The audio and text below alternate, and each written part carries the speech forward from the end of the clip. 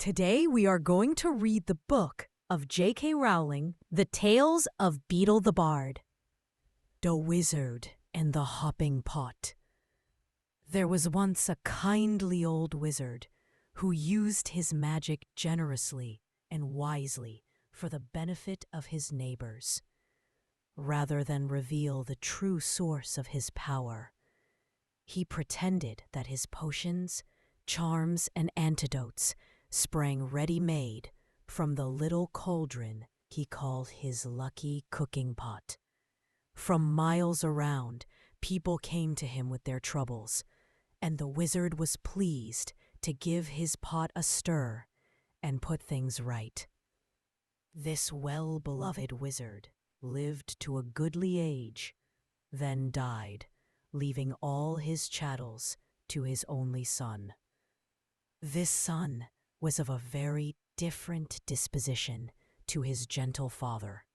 Those who could not work magic were, to the son's mind, worthless, and he had often quarreled with his father's habit of dispensing magical aid to their neighbors.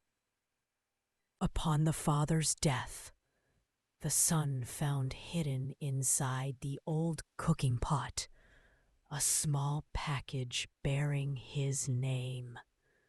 He opened it, hoping for gold, but found instead a soft, thick slipper, much too small to wear, and with no pair. A fragment of parchment within the slipper bore the words, "In the fond hope, my son, that you will never need it." The son cursed his father's age-softened mind, then threw the slipper back into the cauldron, resolving to use it henceforth as a rubbish pail. That very night, a peasant woman knocked on the front door. "My granddaughter is afflicted by a crop of warts, sir," she told him. "Your father used to mix a special poultice in that old cooking pot." "Begone!" cried the son. "What care I for your brat's warts?" And he slammed the door in the old woman's face. At once, there came a loud clanging and banging from his kitchen. The wizard lit his wand and opened the door. And there, to his amazement, he saw his father's old cooking pot. It had sprouted a single foot of brass and was hopping on the spot in the middle of the floor, making a fearful noise upon the flagstones. The wizard approached it in wonder, but fell back hurriedly when he saw that the whole of the pot's surface was covered in warts. "Disgusting object!" he cried, and he tried firstly to vanish the pot, then to clean it by magic, and finally to force it out of the house.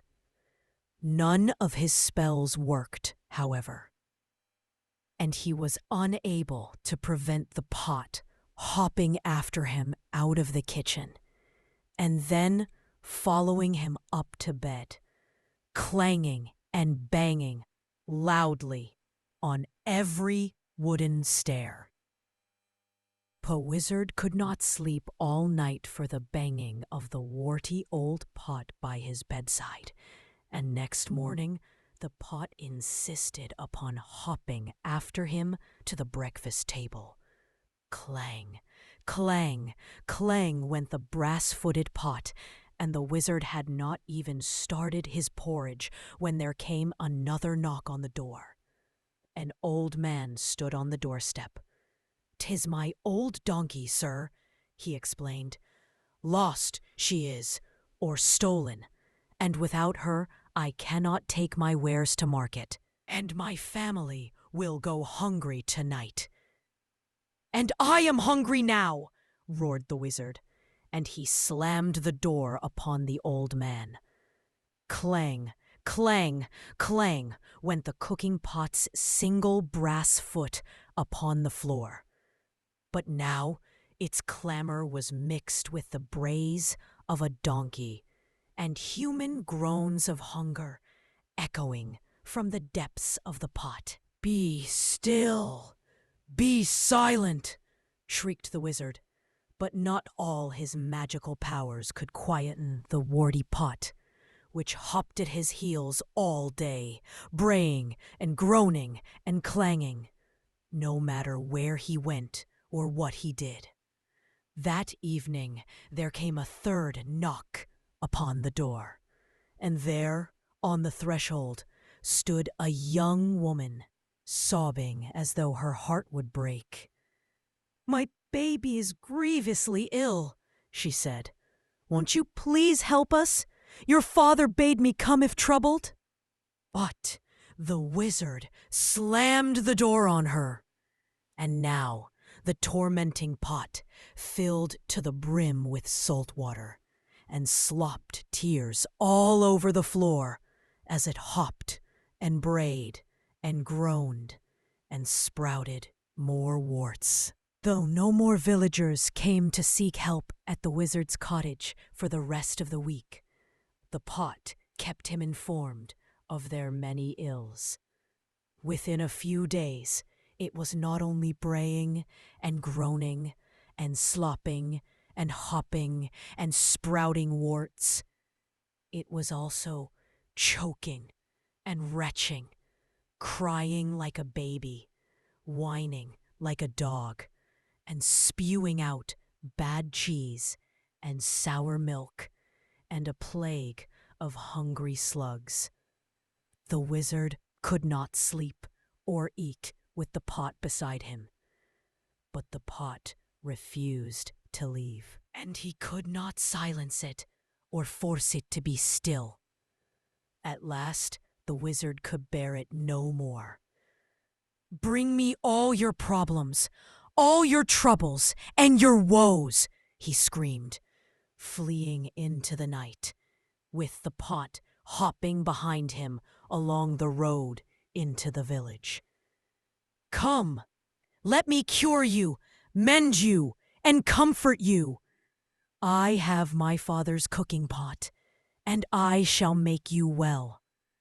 And with the foul pot still bounding along behind him, he ran up the street, casting spells in every direction. Inside one house, the little girl's warts vanished as she slept.